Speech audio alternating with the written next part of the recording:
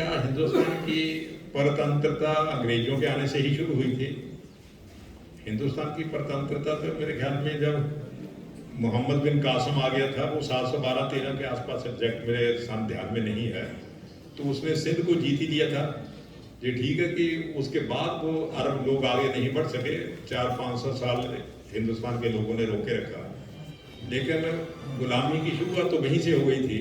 हमले तो उससे पहले भी होते रहे, सिकंदर का हमला वो तो हमारे इसी इलाके में हुआ, और उसके बाद यदि यूरोपियन लोगों के हमलों की भी बात की जाए तो हमारे बीच में माननीय राजेंद्र विश्वनाथ जी बैठे हैं। पुर्तगाल में तो 1500 के आसपास, गोवा में तो 1500 के आसपास ही पुर्तगाल के लोग आ गए थे। केवल आ ही नहीं गए थे, उन्होंने कब्जे कर लिया था, और केवल कब्जा किया होता तब भी कोई बात नहीं थी। उन्होंने लोगों को कन्वर्ट करना शुरू कर दिया, अत्याचार करने शुरू किए, और एक प्रकार से जब हिंदुस्तान में अंग्रेज आए उससे आने से बहुत साल पहले गोवा में ये प्रतंत्रता शुरू हो ही गई थी। पूरा कोंकण प्रदेश एक प्रकार से उसकी पकड़ में आ गया था। तो उसके बाद जब ये सल्तनत पीरियड, हिस्ट्री के लोग जानते, मुझसे बेहतर जानते भाई, हिस्ट्री के जो टीचर हैं, जिसको हम दिल्ली का सल्तनत पीरियड कहते हैं, जो 1200 के आसपास शुरू हुआ। बाबर के हमले तो 1400-1500 के आसपास शुरू हुए, तो 300 साल का तो वो सल्तनत पीरियड भी है। तो इसको क्या कहा जाए? इसके खिलाफ जो लड़ाइयां हुई वो स्वतंत्रता संग्राम में आती है कि नहीं आती है? हमें स्वतंत्रता संग्राम को डिफाइन करना पड़ेगा कि जब जब हिंदुस्तान पर हमले हुए, जिन लोगों ने उनका मुकाबला किया, सफलतापूर्वक किया या असफलतापूर्वक किया, this is not the question. एक तो संघर्ष किया, कुछ स्थानों पर सफलता भी मिली। तो ये सारा जो पूरा सिनेरियो है, जब हम भारतीय इतिहास की बात करते हैं तो मुझे लगता है इस बात को हमें ध्यान में रखना चाहिए। लेकिन मुझे नहीं लगता कि हमारी हिस्ट्री में कहीं ये पुर्तगाल में गुलामी का जो काल रहा उसको आजाद कैसे करवाया, और अंग्रेजों के जाने के बाद भी वहां आंदोलन करना पड़ा, और जगन्नाथ राव जोशी जी को तो अरेस्ट भी कर लिया था पुर्तगाल में, और पुलिस ने अत्याचार उन पर काफी किए थे। यह इतिहास में कहीं नहीं पढ़ाया जाता। गोवा में पढ़ाया जाता या नहीं पढ़ाया जाता, आई एम नॉट श्योर, लेकिन इधर तो बिल्कुल नहीं पढ़ाया जाता।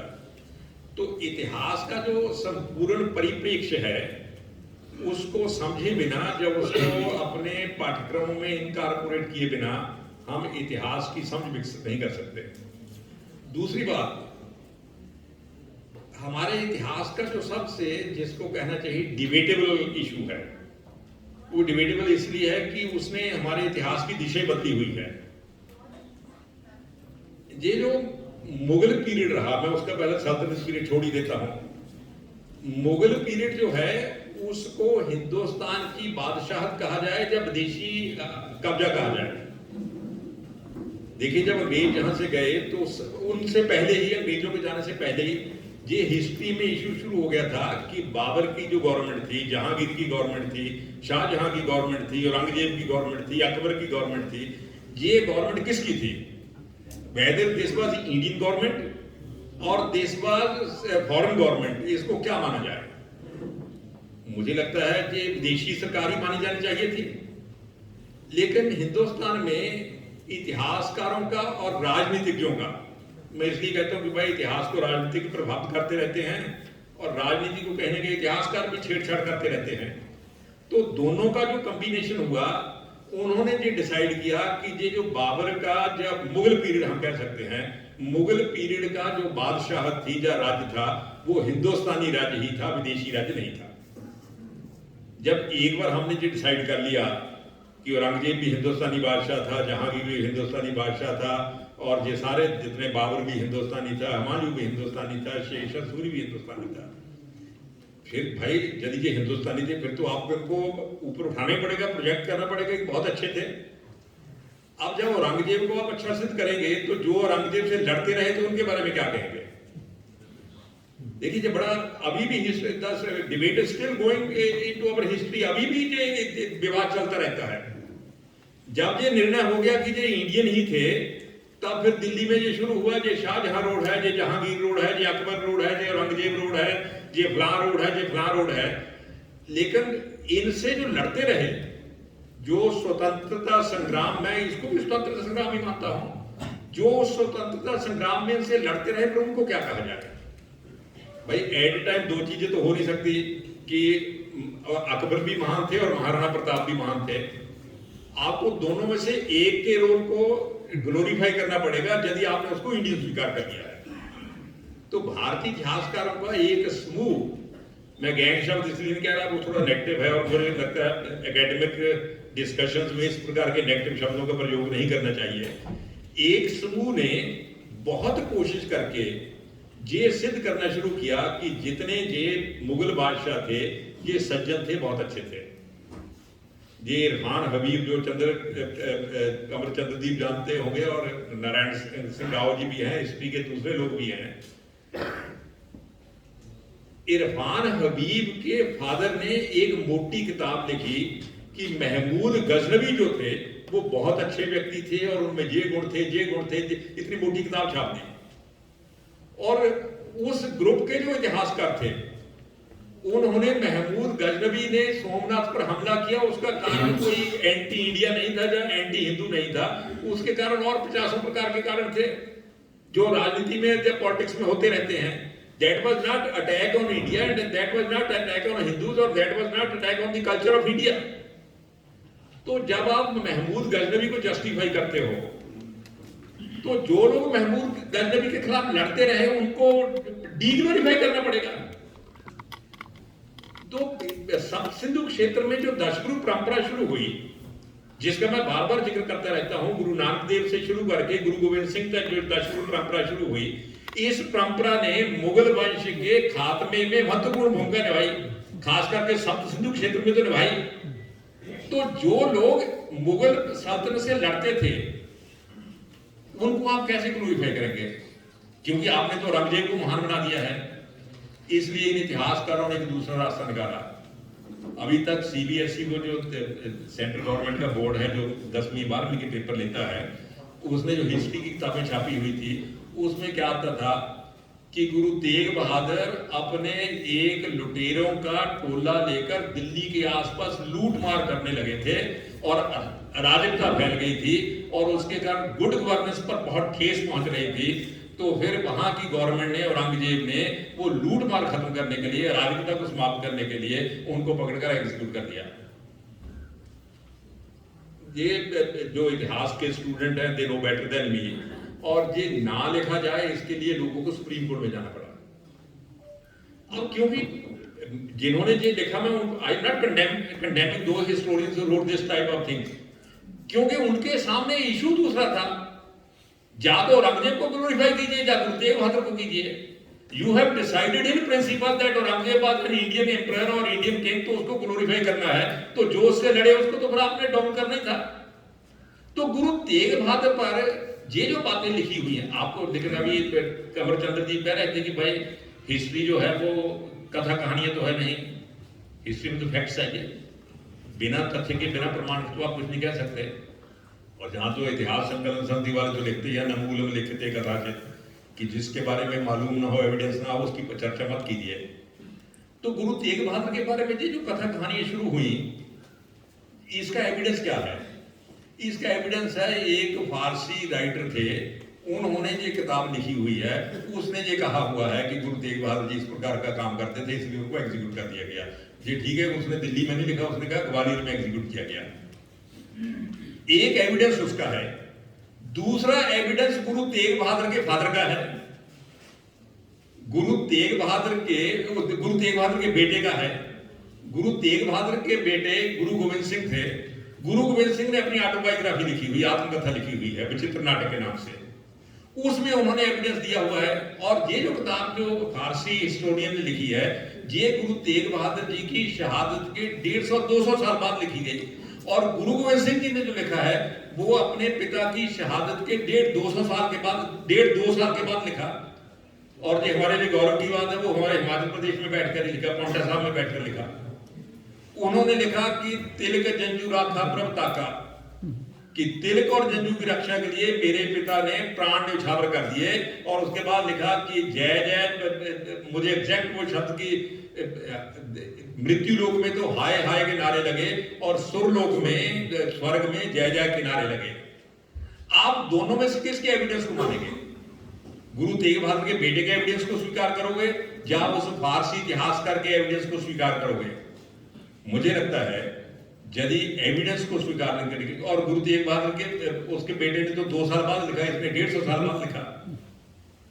मैं ये इशू इसलिए उठा रहा हूं कि हमारी इतिहास के जो अंधेरे कोने हैं, लेकिन फिर आखिर पर्पस क्या है कि आप इस प्रकार के एविडेंस को क्यों स्वीकार करते हो? उसके एक ही कारण है कि in principle you have decided कि हमने मुगल पीरियड को हिंदुस्तान का पीरियड मानना है। वो हिंदुस्तान के बादशाह थे, लेकिन प्रश्न तो आकर उठते हैं, अभी भी भाई हिस्टोरियन उठाते रहते हैं। उन्होंने कहा भाई साहब आप इनको इंडियन कैसे मान लोगे? जी तो आखिर मध्य एशिया से आए थे। हमारे डॉक्टर अरुण शर्मा जी तो मध्य एशिया के गांव में घूमे हुए हैं, ही नो बेटर देन मी। ये तो मध्य एशिया से आए थे और मध्य एशिया से आकर इन्होंने हमले किए और हमले करके जीता, और केवल जीता ही नहीं, बहुत लोग हमारे कन्वर्ट किए, मंदिर तोड़ दिए, ये तोड़ दिया, इतना कुछ किया। तो भाई इनको आप मीडिया में क्या कि भाई साहब आए तो बाहर से ही थे, बाबर बाहर से आया था, नाउ से fact you can't deny it. लेकिन फिर जब एक बार जहां आ गए तो फिर उनके बच्चे यही पैदा हुए, फिर यही रहने लगे, फिर यही के हो गए। भाई ये एविडेंस बड़ा खतरनाक है। फिर तो अंग्रेज भी बाहर से आए थे और यही रहते थे, यही रहने लगे, फिर आप उनके खिलाफ क्यों थे? उनको क्यों निकालना चाहते थे? ये जो आपका देखो, हिस्ट्री में हमें क्लैरिटी रहनी चाहिए कि हम क्या अचीव करना चाहते हैं। जो अपने इतिहास से नहीं सीखता वो धोखा खाता है। प्रिय मित्रों, मुझे लगता है इंडियन हिस्ट्री का ये ऐसा अंधेरा कोना है जो हमारे यंग हिस्टोरियन हैं, जो यंग रिसर्च स्कॉलर हैं, उसको इस अंधेरे कोने को प्रकाशित करना चाहिए। तीसरी बात, एक मैं अपनी समय भी कम ही है और मैं इसको खत्म करूंगा। अभी भाई जो हिस्ट्री हम पढ़ाते हैं वो किस देश की हिस्ट्री है? उस हिस्ट्री में वो लगभग शुरू होती है, जो हिस्ट्री शुरू होती है वो मैक्सिमम सल्तनत पीरियड से शुरू हो जाती है, 1200 के आसपास से। चोल साम्राज्य रहा, पल्लव साम्राज्य रहा, राष्ट्रकूट साम्राज्य रहा, चालुक्य साम्राज्य रहा। दक्षिण भारत में 700 800 साल के साम्राज्य चले और गौरवशाली साम्राज्य थे। उन साम्राज्यों का कहीं जिक्र नहीं आता। छठी से लेकर एमए तक उसका कहीं जिक्र नहीं आता। यदि आता होगा तो 2-4 लाइनों में काम खत्म करके बता दिया जाता है। ये भी हुए जी भाई साहब, पल्लव भी होते, उधर पाल भी हुए, उधर चालुक्य हुए, राष्ट्रकूट हुए, और हमारे हिमाचल प्रदेश पंजाब में तो नाम ही जानना मुश्किल है। राष्ट्रकूट कहने में दिक्कत होती है, कई बार बोलना मुश्किल हो जाता है। अभी मुझे कोई कह रहा था कि हमारे टीचर यूनियन का इलेक्शन हुआ, केंद्रीय विश्व इलेक्शन, क्या टीचर यूनियन बनी तो उसमें गौरी शंकर साहू के सेक्रेटरी बने। तो साहू ने किसी को कहा कि हम एक व्याख्यानमाला शुरू कर रहे हैं, अरुंधति वशिष्ठ व्याख्यानमाला। मैंने कहा भाई उसको कहो नाम को सीधा सा रख ले, ये पंजाब हिमाचल में इस प्रकार के नाम लोगों के लेने में मुश्किल ही होते हैं। तो चालुक्य, राष्ट्रकूट, ये आपने हिस्ट्री से आउट ही कर दिया। 2-4 लाइनें कहीं लिख दी तो लिख दी। आप जो हिस्ट्री पढ़ा रहे हो वो किसकी हिस्ट्री है? Whether you are teaching history of India और you are teaching history of Arab and central Asia, आप हमलावरों की हिस्ट्री पढ़ा रहे हो और इंडिया की हिस्ट्री नहीं पढ़ा रहे। और यही कारण है कि हमारी हिस्ट्री में नॉर्थ ईस्ट मिसिंग है, हमारी हिस्ट्री में साउथ इंडिया मिसिंग है। क्योंकि ये जो हमलावर आए थे, इनका साम्राज्य भी लगभग उत्तर भारत और थोड़ा आगे तक गया, बस उसके बाद नहीं गया, बंगाल तक गया, महाराष्ट्र तक गया, वहां तक हमने पकड़ लिया। जहां वो नहीं पहुंच पाए वहां का हमने इंडियन हिस्ट्री भी छोड़ दी। प्रिय मित्रों, इसलिए मुझे लगता है कि हमें हिस्ट्री के ये जो जिसको कहना चाहिए कि अभी जिस पर कुदाल नहीं चली, उन इलाकों की हिस्ट्री को भी मेन स्ट्रीम हिस्ट्री में लाना होगा। मैं तो अभी नारायण सिंह राव से या चंद्रदीप से बात कर रहा था कि भाई हमारे हिमाचल प्रदेश में स्वामी सत्यनारायण स्टोर हुए, ये पीछे शायद फोटो भी लगाई हुई है, लगा दी है ना? हाँ, स्वामी सत्यनारायण स्टोर से अमेरिका से आए थे, सैमुअल स्टोक थे, और किस काम के लिए आए थे? उन दिनों अमेरिका में जब पूरे यूरोप में ये था कि हिंदुस्तान बड़ा बेकार देश है, गरीब लोग हैं, भूखे मरते हैं, अनपढ़ हैं, आता जाता कुछ नहीं, मूर्ख हैं, उनको ज्ञान देना है। तो ज्ञान देने से दूर दूर से आते थे। तो स्वामी सत्यनारायण सैमुअल स्टोक भी ज्ञान देने के लिए आए, फिलाडेल्फिया से जाकर उसके आसपास से, और उन्होंने ऊपर अपर हिमाचल में ज्ञान देना शुरू कर दिया। ज्ञान देने का एक ही तरीका था कि भाई ये हिंदू छोड़ो, ये गणेश है, ये हनुमान है, ये फलाना है, ये क्या बेकार की बातें हैं, किसी के पूंछ है, किसी के सूंड है, निकालो इनको, और ज्ञान ये है कि क्रिश्चियन हो जाओ। तो उसने बहुत क्रिश्चियन बनाए, और उसकी अब एक रिश्तेदार आशा शर्मा ने उस पर किताब भी लिखी, अमेरिकन खादी। उसमें बड़ा डिटेल में वर्णन किया कैसे कैसे बनाए, करनाल में लेकर जाते थे, वहाँ कन्वर्ट करते थे, स्कूल खोला हुआ था। चलिए इट्स लॉन्ग हिस्ट्री रिपीटेड। तो उस स्वामी सत्यानंद स्टोक का कहीं चेन्नई में किसी साधु से वास्ता पड़ गया भाई। अब जिन साधुओं को वो कहते थे तो पुराने पोंगापंथी हैं, उस साधु से जब बहस शुरू हुई तो वो इतना मामला हुआ कि सैमुअल स्टोक्स हिंदू बन गए और गीता पर कमेंट्री लिखी उन्होंने, खादी पहनना शुरू कर दिया। और ही was the first American who went to jail, जो एरिया हिंदुस्तान की आज़ादी की लड़ाई के लिए जेल गया। महात्मा गांधी के शिष्य हो गए। लेकिन मुझे नहीं लगता हिमाचल में उस हिस्ट्री को भी जानता होगा जिसने इतना बड़ा कंट्रीब्यूशन किया। उस स्वामी सत्यानंद स्टोक्स के बारे में थोड़ी बात भी करो तो अपर हिमाचल के लोग कहते थे भाई साहब एक उसने बड़ा जबरदस्त काम किया। मैंने कहा क्या किया? कहते सेब के पौधे लेकर आए थे। भाई तो सेब के पौधे लेकर आए, this was one dimension of his life.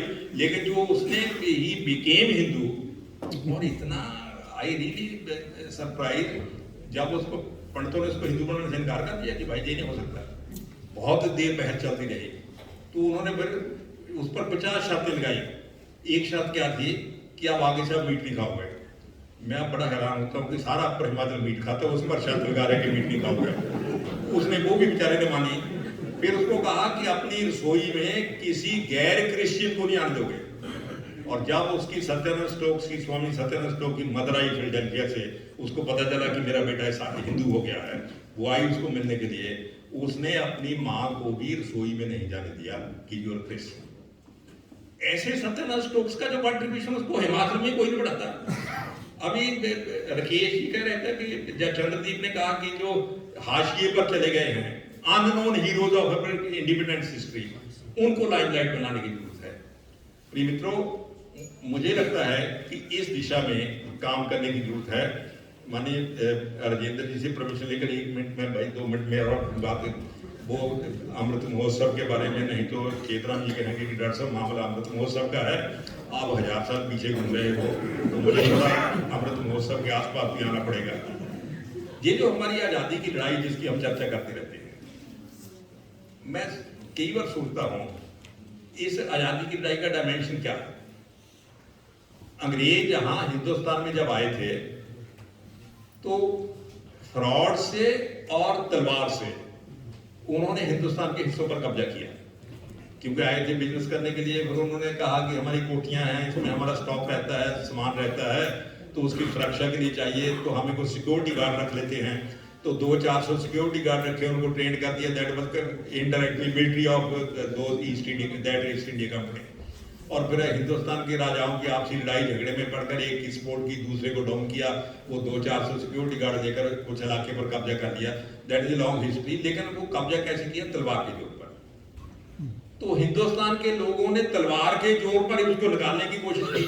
1857 की जो आजादी की लड़ाई हुई वो तलवार और बंदूक की लड़ाई थी, और उस लड़ाई में मैटर ऑफ चांस की हम हार गए, वो जीत गए। ये ठीक है कि हम कैसे हारे, वो हमारी भूल, कुछ लोग 4 इधर चले गए, 5 उधर चले गए, दैट इज अनदर स्टोरी। लेकिन उस लड़ाई में हम हारे, वो जीते। लेकिन एक बात उनको समझ आ गई, भाई एक भले मानसों के हाथ में बंदूक आ गई है और बंदूक हमारे हाथ में भी है। बंदूक की लड़ाई में कम वक्त ये कहना बड़ा मुश्किल होता है कि अगली लड़ाई में कौन जीत जाएगा।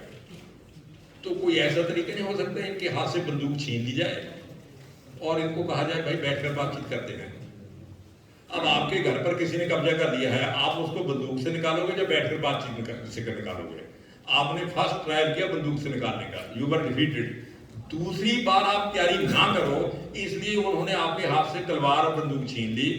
तो उन्होंने क्या कहा कि भाई साहब ये ड्रामा बढ़ सकता है, 10 साल बाद फिर लड़ाई हो सकती है, एक ऐसी संस्था बना ली जाए जो मेज पर बैठकर हमसे बातचीत करना शुरू कर दे। तो उन्होंने कहा भाई ऐसे हिंदुस्तानी पकड़ने तो बड़े मुश्किल हो जाएंगे, जो हमारे साथ नाना पेशवा धुंधुपंत और इतने ये इनके जो बच्चे हैं वो बंदूक छोड़ेंगे क्या?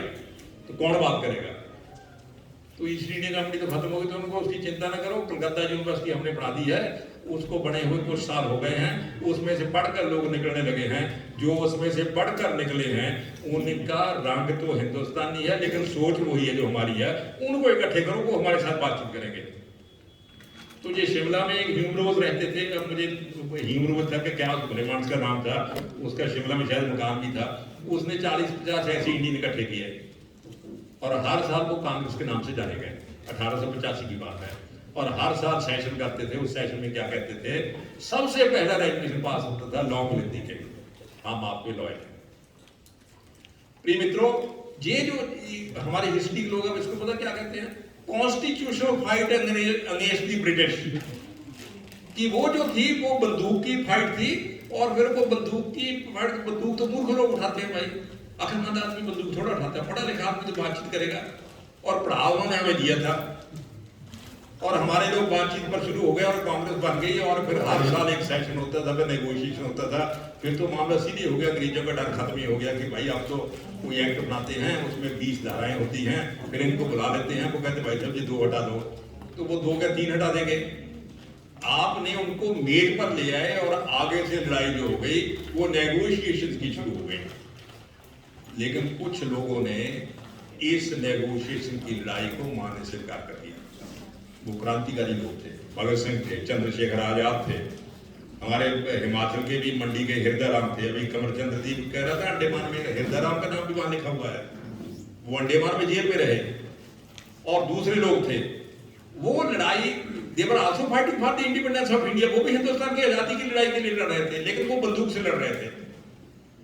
एक तीसरा ग्रुप भी निकला, वो group that group was on more sound footing. उन्होंने कहा भाई साहब इस पर बात क्यों ना की जाए कि हम हारे क्यों, पहले यदि डायग्नोज कर दिया जाए कि बीमारी किस कारण से है तो फिर उसको दूर किया जाए। वो ग्रुप जो था, एक बाबा साहब अम्बेडकर का था, दूसरा डॉक्टर हेडगेवार का था। दोनों ने एक ही बीमारी डायग्नोज की, कारण एक ही निकला। अम्बेडकर ने कहा कि भाई आप हारते क्यों नहीं, इतना आपस में मतभेद, इतना डिस्क्रिमिनेशन, रामलाल ऊंचा है, श्यामलाल छोटा है, और घनश्याम के हाथ से पानी पी दिया तो गड़बड़ हो जाएगी, और नथुराम कहीं गंगा में चला गया तो गंगा पवित्र हो जाएगी, और उसमें महार तालाब में पानी पी दिया तो पानी गड़बड़ हो जाएगा, कुत्ता पी सकता है और पहाड़ में आदमी नहीं पी सकता, ये क्या ड्रामा। उसने कहा जिस समाज में इतनी फूट होगी वो समाज जीत जाएगा क्या। पर उसने तो एक और बात कही अम्बेडकर ने, उसने कहा भाई जहां तो हाथी है, दुश्मन का हमला होता तो केवल क्षत्रिय मुकाबला करता है, बाकी तमाशा देखते हैं। जिस देश में 25% लोग लड़ेंगे, 75% तमाशा देखेंगे, वो जीतेगा कैसे। यही डायग्नोज डॉक्टर हेडगेवार ने किया। डॉक्टर हेडगेवार तो दोनों धाराओं से होकर आए थे, कांग्रेस से भी होकर आए थे, क्रांतिकारी से होकर भी आए थे। उन्होंने भी यही डायग्नोज किया कि भाई साहब गड़बड़ है और फूट आपस में बहुत है, तो इस फूट को खत्म किया जाए। तो डॉक्टर हेडगेवार ने अपने ढंग से फूट खत्म करने की कोशिश की, अम्बेडकर ने अपने ढंग से खत्म करने की कोशिश की। अम्बेडकर को आप पढ़िए, अम्बेडकर ने एक बात बड़ी जबरदस्त लिखी हुई है। उसने कहा मुझे पहले कांग्रेस पर विश्वास था, लेकिन कुछ सालों के बाद मुझे लगा कि ये लोग आजादी के लिए नहीं लड़ रहे, सत्ता के लिए लड़ रहे हैं। उसका उसने कारण बताया। जब कांग्रेस का सेशन होता था, शुरू के सालों की बात है, तो जिस पंडाल में सेशन होता था उसके खत्म होने पर तुरंत बाद दूसरा सेशन चलता था, सोशल कॉन्फ्रेंस उसको कहते थे। उसमें इन समस्याओं पर विचार होता था कि हरिजनों के साथ मतभेद हो रहा है, उसके साथ हो रहा है, वो डिस्क्रिमिनेशन कैसे दूर किया जाए, कैसे समाज को समरस किया जाए, कैसे समरसता। लेकिन आप हैरान होंगे, कांग्रेस ने 3 साल के बाद वो सम्मेलन करने बंद कर दिया, और पुणे में जब सम्मेलन हुआ तो पंडाल को आग ही लगा दी। तब अम्बेडकर ने प्रश्न उठाया कि भाई आप मूल कारण की ओर आ ही नहीं रहे, तो इसका मतलब आप हिंदुस्तान के समाज को सशक्त करने के लिए थोड़ा लड़ रहे हो, आप तो सत्ता के लिए लड़ रहे हैं कि जिनके हाथ में सत्ता वो चले जाए, हमें सत्ता सौंप दें। तो प्रिय मित्रों, अम्बेडकर का आंदोलन और डॉक्टर हेडगेवार का आंदोलन प्रैक्टिकली एक ही दिशा में था और उसके तरीके चाहे अलग अलग थे। लेकिन आज दुर्भाग्य से जिन्होंने कॉन्स्टिट्यूशनल फाइट लड़ी, उन्होंने अम्बेडकर को भी अंग्रेजों का पिट्ठू कहा और डॉक्टर हेडगेवार को भी अंग्रेजों का पिट्ठू कहा। उनका बोथ पर ब्रिटिश एजेंट, जबकि लॉन्ग लिव द किंग का प्रस्ताव ये पास करते थे। आज जो हिस्ट्री में देखिए, ये तीनों धाराएं जो थी, डॉक्टर हेडगेवार की धारा, बाबा साहब अम्बेडकर की धारा, क्रांतिकारी की धारा, आज जो हम हिस्ट्री पढ़ा रहे हैं, आजादी की लड़ाई की जो हिस्ट्री पढ़ा रहे हैं, उसमें ये धाराएं कहां हैं। पर्सन में भी दिया चंद्रशेखर आजाद का जिक्र हो सकता है, भगत सिंह का भी जिक्र हो सकता है, लेकिन इंडिविजुअल पर्सन का जिक्र होना और चीज है, और उस आंदोलन का जिक्र करना और चीज है। इतिहासकारों ने, क्योंकि भाई चंद्रशेखर आजाद को छोड़ना मुश्किल था, भगत सिंह को छोड़ना मुश्किल था, इसलिए पूरे आंदोलन ने स्टिकर तो उनके नाम के लगा दिए, लेकिन उस पूरे आंदोलन को इन टोटलिटी किसी ने खिलाने की कोशिश नहीं की। भी मित्रों, ये जितने, मैं ये नहीं कहता these movements they were against each other, they were parallel to each other, they were supplementary to each other, लेकिन जिनके हाथ में सत्ता आई उन्होंने बाकी आंदोलन जो आजादी के लिए हुए उनको कंडेम करने की कोशिश की, उसको पूरे इतिहास से नदारद करने की कोशिश की। मैं समझता हूँ अब जब इतिहास पर चर्चा हो रही है, और मुझे लगता है ये नेरी शोध संस्थान भाई चेतराम जी के जैसे मैं काम देखता हूँ, आई एम रियली इम्प्रेस्ड कि ये निकट भविष्य में एक सचमुच बहुत बड़ा ध्यान केंद्र बन जाएगा। तो ये केंद्र ही मान लीजिए ये काम करे तो ये बहुत बड़ी बात होगी। और आज हमारे बीच में राजेंद्र विश्वनाथ जी हैं, जो खुद भाई बड़े विद्वान हैं। मेरा इनसे एक पुराना परिचय है, इनको नहीं पता लेकिन मुझे पता है। जब मैं रिसर्च सेंटर से सस्पेंड हो गया था तो आरएसएस के प्रचारक माननीय श्रीकांत जोशी जी थे, उन्होंने हिंदुस्तान समाचार न्यूज एजेंसी को रिवाइव किया था। तो उन्होंने मुझे कहा कि जी आप जहाँ से सस्पेंड हो ही गए हो। अब मैं कहा तो मेरी नेचर ही है, सरकार बदलती तो सस्पेंड ही रहता हूँ। उन्होंने कहा आप दिल्ली आ जाओ, मेरे सहायक के नाते हिंदुस्तान समाचार को we are going to revive that news agency. तो मैं 4 साल उनके सहायक के नाते काम किया। तो वो देश भर में घूमते रहते थे, हर जगह से कोशिश करते थे किसी को पकड़ कर काम दिया जाए। तो एक बार गोवा साइड से आए तो किसी, अब मुझे नाम भूल गया किसका नाम बताया, कहते गोवा में एक लड़का मिल गया वो हिंदुस्तान समाचार का काम देखेगा। तो मैंने वैसे ही पूछा, मैं जोशी जी पकड़ाया किसने? कहते वहाँ राजेंद्र विश्वनाथ जी हैं, उन्होंने मुझे दिया है। तो मैंने तब इनका नाम सुना था, लेकिन अब जब हिमाचल में गवर्नर बनकर आए तो मैंने सोचा था कभी पूछूंगा, मैटर ऑफ चांस की आप यहाँ गए हैं। लेकिन वो लड़का खैर बहुत देर चल नहीं पाया था हिंदुस्तान समाचार में, तो उसका नाम भी राजेंद्र ही था, लेकिन वो बहुत ज्यादा चल नहीं पाया था। लेकिन मेरा, मैं इसलिए कहा कि मेरा इनसे बड़ा पुराना परिचय है। और विश्वनाथ जी, राजेंद्र विश्वनाथ जी बड़े कमिटेड और जिसको कहना चाहिए मूल दृष्टि जिनकी भारतीय संस्कृति को लेकर है, ऐसे विद्वान हमारे बीच में बैठे हैं। मैं इनका स्वागत भी करता हूँ, धन्यवाद भी करता हूँ। बहुत बहुत धन्यवाद।